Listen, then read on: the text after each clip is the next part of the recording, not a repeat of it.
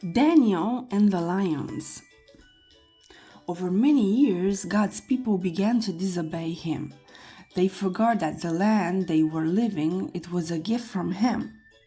So, God allowed Nebuchadnezzar, the king of Babylon, to capture Jerusalem.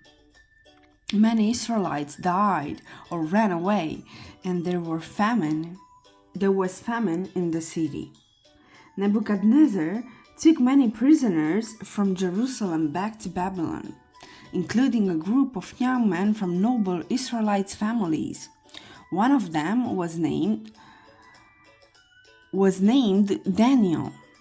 He was a good man who loved God and did his best to obey him. Even though Daniel was living in Babylon, he stayed true to God. After some years, the Persians captured Babylon, and their leader Darius became king. Daniel could read and write Babylonian and had grown very wise, so he became one of Darius's chief advisors. He served the king well, too well perhaps, for the other advisors grew jealous and plotted against him. Daniel prayed to God every day, and the advisors decided that this was how they would get their revenge on him. They persuaded King Darius to make a terrible new law. If a person asked any god of human being other than the king for anything during the next 30 days, he would be thrown into a pit of lions.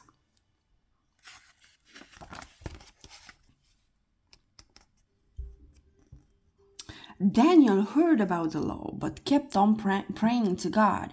His enemies were delighted. Their plan had worked. They rushed to show the king that Daniel had disobeyed him.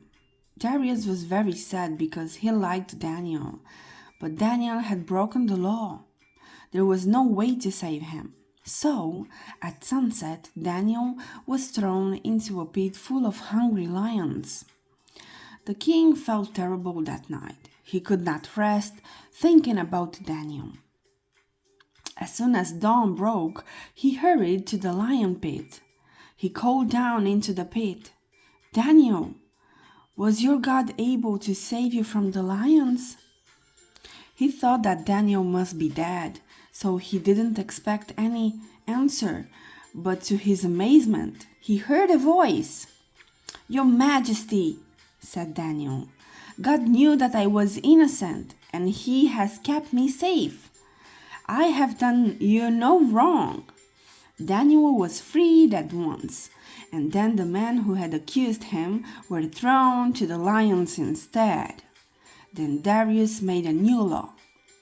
"Let everyone in my kingdom fear and respect the God of Daniel, for he is the one true living God."